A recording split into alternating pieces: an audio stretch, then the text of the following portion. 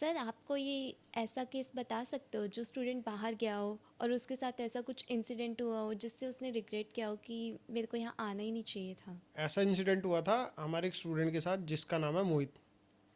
वो 25 में गया था यहाँ से। एंड जाने के बाद जैसे कि हमने एक कम्युनिटी बिल्ड की हुई होती है, हम जो हमारे यहाँ से कुछ स्टूडेंट्स जाते हैं उनको एक ही डॉर्म्स में रुकवाते हैं। एंड एक ही फ्लोर पे रुकवाते हैं ताकि कन्वीनियंट रहे, सारी चीज़ें सब टच में रहें ज़्यादातर लोग। बट वहाँ पे जाके क्या हुआ, उसको कुछ लोग मिल गए, जो कि ऑफ कोर्स हमारे इंडिया से ही थे। कुछ लोग मिल गए जिनके साथ उसने बातचीत स्टार्ट की। एंड वो मे बी शायद स्टडी से थोड़ा सा अलग होता जा रहा था, अटेंडेंस भी उसकी पूरी नहीं थी यूनिवर्सिटी के अंदर।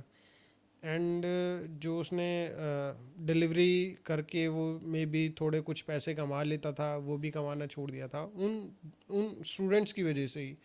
एंड वो देखते देखते एक दिन मुझे कॉल करता है। अभी रिसेंट की बात है, वो मुझे कॉल करता है एंड वो रोने लग जाता है बहुत ज़ोर ज़ोर से। एंड रोते रोते बोलता है कि सर, क्योंकि मैं उसके साथ साथ ज़्यादा अटैच था। एंड वो मेरे को बीच बीच में चीज़ें पूछता भी रहता था, सर क्या चल रहा है, कैसे चल रहा है, ये वो। लेकिन उसने काफ़ी टाइम से छोड़ ही दिया था बातचीत करना। एंड वो रोने लग जाता है, रोते रोते मेरे को बोलता है कि सर, मैंने अपने माँ बाप के सारे पैसे डुबो दिए। एंड मैं एक अच्छा ना तो स्टूडेंट बन पाया हूँ, ना मैं एक अच्छा बच्चा बन पाया हूँ। एंड ना मैं अभी पैसा कमा पा रहा हूँ, ना मैं ढंग से उसको खर्च कर पा रहा हूँ। मैं यूनिवर्सिटी भी नहीं जा रहा, मैं पढ़ भी नहीं रहा हूँ, मैं कुछ नहीं कर पा रहा हूँ, मेरी लाइफ हेल हो गई है यहाँ पे आके। आप मुझे बताओ मुझे क्या करना चाहिए, क्या आप मेरी हेल्प कर सकते हो, क्या मुझे कुछ पैसे प्रोवाइड कर सकते हो। और ये ऐसा अक्सर स्टूडेंट्स के साथ में होता है, क्योंकि आप गए थे वहाँ पे पढ़ने के लिए, आप गए थे जैसे जैसे अपनी ज़िंदगी को जीने के लिए, आप वहाँ पे ऐश करने के लिए नहीं गए थे। लेकिन कुछ लोग आपको वहाँ पे ऐसे ऐसे मिलेंगे और डेफिनेटली मिलेंगे और जाते ही मिलेंगे। क्योंकि कुछ बच्चों का एम क्योंकि कुछ बच्चों का एम सेट ही नहीं होता है, मतलब वो एक पाथ पे ही नहीं चल पाते, वो इधर से उधर कहीं ना कहीं घूमते रहते हैं। मतलब कोई मिल गया, कोई उन्हें डिस्ट्रैक्ट कर देता है उनके गोल से। तो वो देखते हुए जब वो ऐसा बोल रहा था तो मैं समझ गया था, हाँ इसके साथ ऐसा ही कुछ हुआ है। देन मैंने उसकी पूरी 1 घंटा पूरी कन्वर्सेशन सुनी। उसने बोलता रहा चीज़ें, बहुत ज़्यादा लो फील कर रहा था। तो उसको मैंने एक ही चीज़ बोली, देख यार, तू एक काम कर, क्योंकि हमारे वहाँ पे ऑलरेडी कुछ स्टूडेंट्स रहते हैं जो हमारे साथ में भी टच में रहते हैं, और ऑलरेडी वो हमारे एम्बेसडर प्लान का पार्ट है। जो हमारा एम्बेसडर प्रोग्राम हमने चलाया हुआ है उसका पार्ट है। तो वो स्टूडेंट्स कुछ जो भी ऐसी कुछ चीज़ें होती रहती है उनकी हेल्प करते हैं उन स्टूडेंट्स की। तो मैं बोला देख यार, तू पहले तो उनके साथ टच में आ, वापस डॉम में शिफ्ट हो। क्योंकि वो क्या हुआ था कि वहाँ डॉम से भी बाहर चले गए थे। बाहर जाके क्या करते हैं, एक्सपेंसिव फ्लैट ले लेते हैं। एक्सपेंसिव उनके खर्चे भी बढ़ते रहते हैं, चीज़ें अच्छी सी चीज़ें करना, अच्छी जगह पे जाना, सिर्फ घूमते फिरते रहना, ना पढ़ाई करना ना कमाना। तो मैंने उसको बोला वापस डॉम में जा। एंड वहाँ पे मैंने 2-3 बच्चों से कनेक्ट किया कि यार इसकी हेल्प करो, इसको देखो।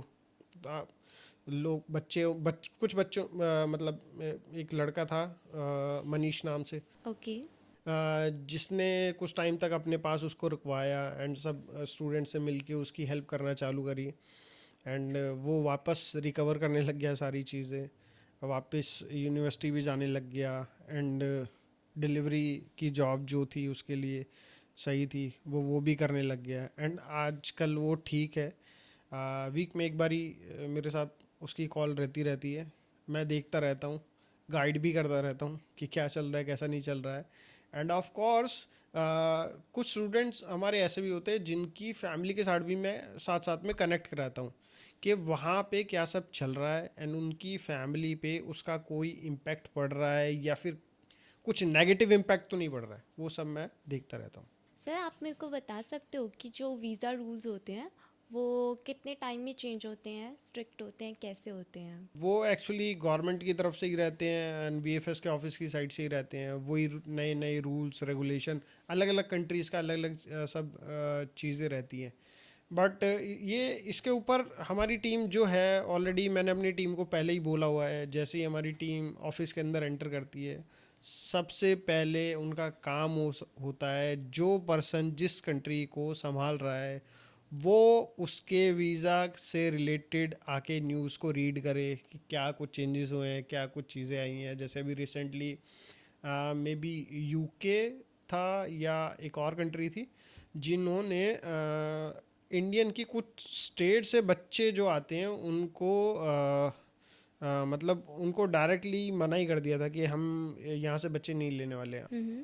क्योंकि इतनी ज़्यादा क्वांटिटी में वो लोग जा चुके हैं वहाँ पे, वो बच्चे जा चुके हैं कि काफ़ी बार ऐसा हो जाता है कि यूनिवर्सिटी तो बच्चे चाह रही है पढ़ने वाले आए, लेकिन बच्चे जा रहे हैं वहाँ पे शायद ऐश करने के लिए या फिर सिर्फ कमाने के लिए। एंड वो स्टडी वीज़ा का फ़ायदा उठा लेते हैं। स्टडी वीज़ा के अंदर एक चीज़ और होती है, आपको टैक्स नहीं पे करना होता। टैक्स पे भी करना होता है तो कई कंट्रीज़ में बहुत कम पे करना होता है। तो वो लोग इसका फ़ायदा उठा के यूनिवर्सिटी जाते नहीं हैं एंड कमाने ही लग जाते हैं, जिसकी वजह से क्या होता है ना, वहाँ उस कंट्री के ऊपर, उनके लोगों के ऊपर इसका बहुत ज़्यादा इम्पैक्ट पड़ता है। इसलिए कंट्रीज़ की जो यूनिवर्सिटीज़ होती हैं वो ये सब स्टेप लेती हैं। सर, मुझे अगर आपसे प्रोसेस स्टार्ट कराना हो तो आप स्टार्टिंग में कितनी फ़ीस लेते हो? क्योंकि अभी जस्ट मैं एक कंसल्टेंसी से बात करके आई हूँ, उन्होंने 60 to 70 मेरे से स्टार्टिंग में ही मांग लिया था। तो आपके साथ स्टूडेंट्स को क्या फ़ायदा होता है? 60-70,000 लोग पहले मांग लेते हैं।